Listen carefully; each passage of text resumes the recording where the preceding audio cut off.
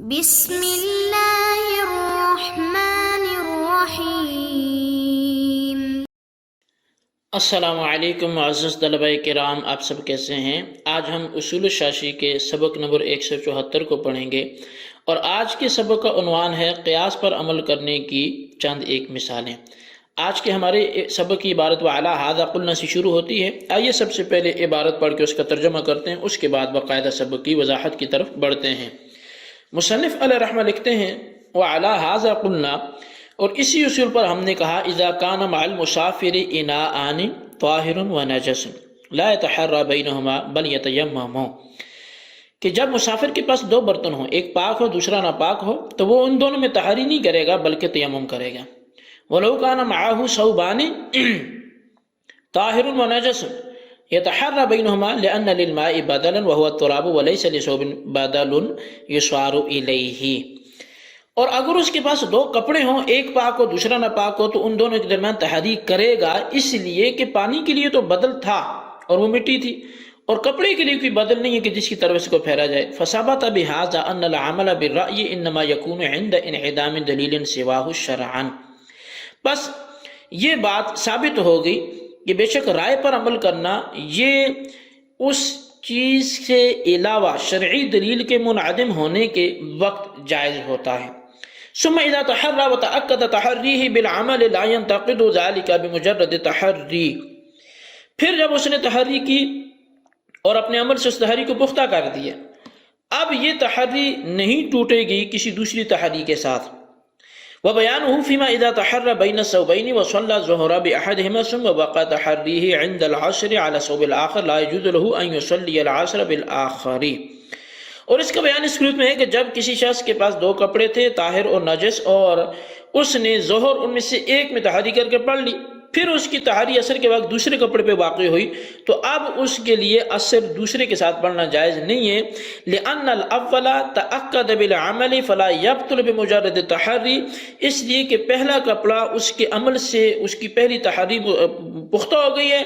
اب دوسری تحری کے ساتھ اس کو پہلی کو باطل کرنا جائز نہیں ہوگا۔ وَهَذَا بِخِلَافِ مَا إِذَا تَحَرَّى فِي الْقِبْلَةِ، اور یہ مسئلہ اس صورت کے برخلاف ہے جب کوئی قبلے کے بارے میں تحری کرے، ثُمَّ تَبَدَّلَ رَأْيُهُ، پھر اس کی رائے بدل جائے، وَقَعَ تَحَرِّيهِ عَلَى جِهَةٍ أُخْرَى،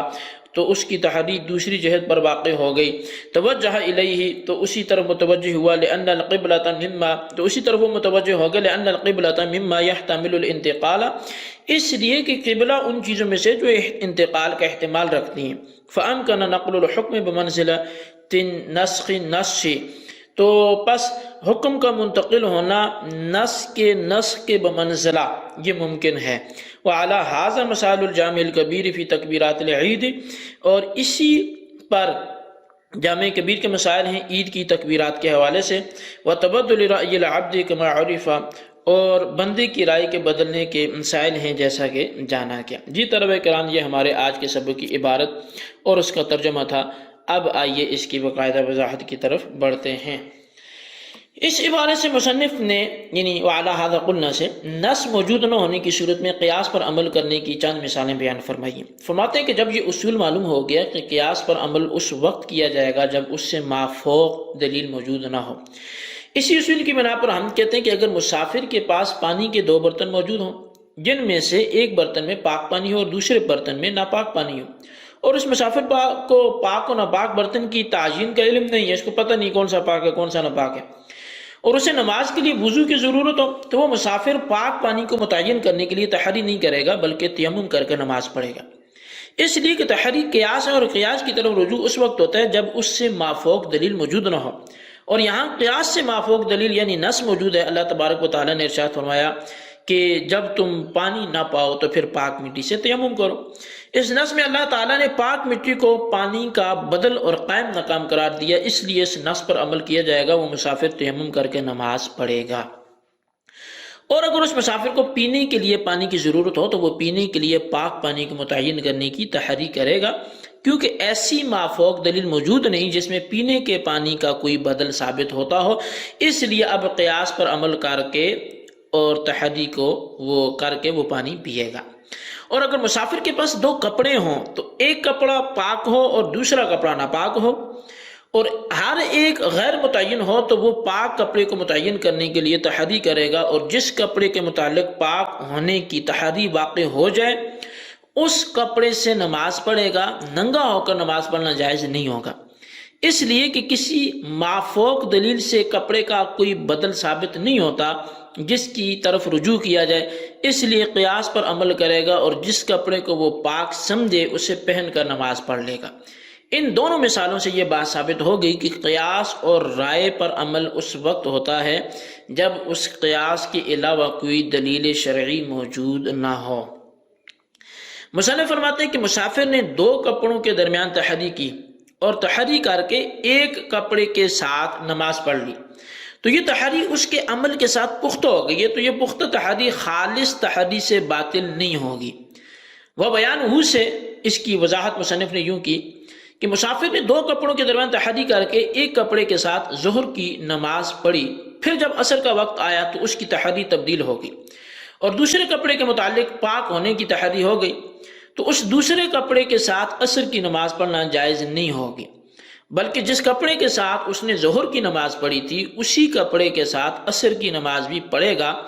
اس لیے کہ یہ تحری اس کے نماز والے عمل کے ساتھ موقع ہو گئی تھی، اور دوسرے کپڑے کی تحری تو خالص تحری ہے، اس کے ساتھ نماز کا عمل ابھی ملا نہیں ہے،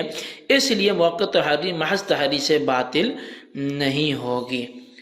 وہذا بخلاف ما اذا تحرى في القبلة سے مصنف در حقیقت ہونے والے اعتراض کو دور کر رہے ہیں کہ قبلہ میں پھر ایک تحری دوسری تحری جو پہلی تحری کو کیسے باطل کر دیتی ہے۔ تو آپ فرماتے ہیں کہ کپڑوں کی تحری کا مسئلہ قبلے کی تحری کے خلاف ہے۔ دو کپڑوں کی موقع تحری خالص تحری سے باطل نہیں ہوتی، مگر قبلے کی موقع تحری محض تحری سے باطل ہو جاتی ہے، اس لیے کہ قبلہ انتقال کا احتمال رکھتا ہے۔ اس طرح کہ ابتداء میں مسلمانوں کا قبلہ کعبہ شریف تھا، تو رسول اللہ صلی اللہ علیہ وسلم ہجرت کر کے مدینہ تشریف لائے تو قبلہ بیت المقدس ہو گیا، اور 16 یا 17 مہینے بیت المقدس کی طرف منہ کر کے نماز پڑھتے رہے، اس کے بعد پھر قبلہ کعبہ ہو گیا۔ اب کعبہ جو قبلہ مقرر ہوا اس میں بھی انتقال کا احتمال ہے، اس طرح کہ جو آدمی مسجد حرام کے اندر نماز پڑھے اس کا قبلہ عین کعبہ، اس سے ذرا باہر انحراف جائز نہیں، اور جو آدمی مکہ مکرمہ میں مسجد حرام سے باہر نماز پڑھے اس کا قبلہ جہت کعبہ ہے، اور جو لوگ مکہ مکرمہ سے باہر ہوں ان کا قبلہ مسجد حرام کی جہت ہے، اور یہ جہت ان لوگوں کا قبلہ ہے جنہیں یہ جہت معلوم ہو، اور جن لوگوں کو یہ جہت معلوم نہ ہو ان کا قبلہ ان کی تحری ہی ہے۔ اللہ تعالیٰ نے قرآن مجید میں اس کی طرف ارشاد بھی فرمایا اینما تولوا فثم وجہ اللہ، کہ جس طرف تم منہ پھیرو گے اسی طرف اللہ کی ذات ہوگی۔ جب قبلہ انتقال کا احتمال رکھتا ہے تو جب اس آدمی کی تحری ایک جہت کی طرف ہوئی تو اس کے حق میں یہ حجت شرعیہ ہوگی اور پہلی والی حجت منسوخ ہوگی، اور دوسری تحری اس کے لیے ناسخ بن گئی۔ ظاہر بات ہے کہ ناسخ کے آنے کے بعد منسوخ پر عمل کرنا جائز نہیں ہوتا، جس طرح کوئی نص منسوخ ہو جائے تو اس پر عمل کرنا جائز نہیں ہوتا۔ جب پہلی والی جہت منسوخ ہو گئی تو اس کے لیے اس جہت کی طرف نماز پڑھنا جائز نہیں ہے، اس لیے دوسری جہت کی طرف نماز پڑھے گا۔ لیکن کپڑے کا مسئلہ ایسا نہیں ہے، جس کپڑے کے ساتھ نجاست لگی ہوئی ہو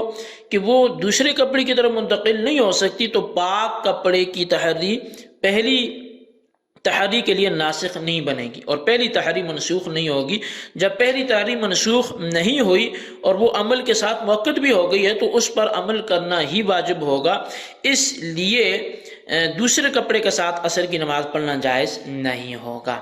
وعلی ھذا مسائل الجامع الکبیر، تحری کے مسئلے سے یہ اصول معلوم ہوا کہ جو چیزیں منتقل ہونے کے احتمال رکھتی ہیں ان چیزوں میں حکم منتقل ہو سکتا ہے۔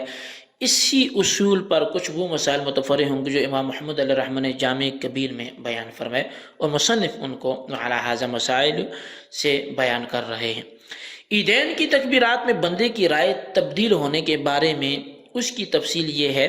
کہ نماز عیدین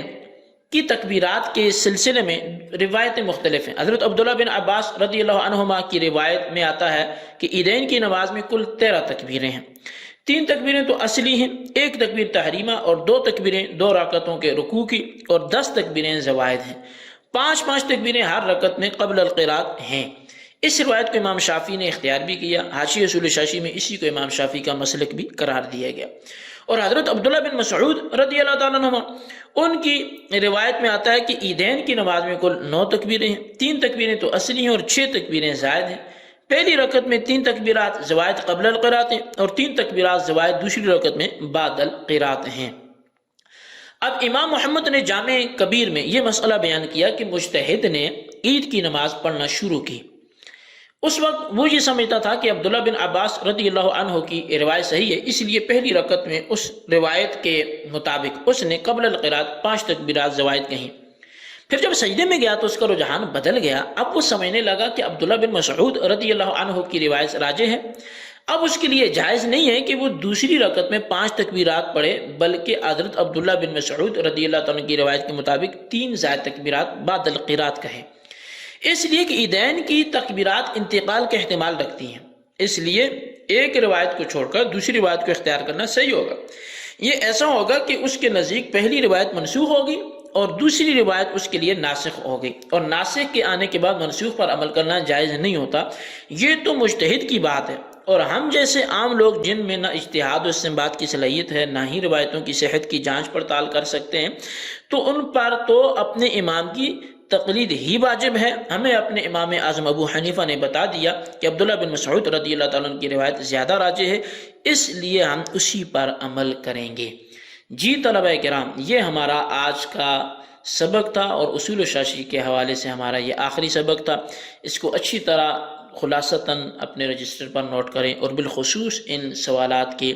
جوابات دیں۔ سوال نمبر 1 یہ ہے کہ جب کوئی شخص مسافر ہو، پاس 2 برتن ہوں پانی کے، ایک ناپاک دوسرا پاک،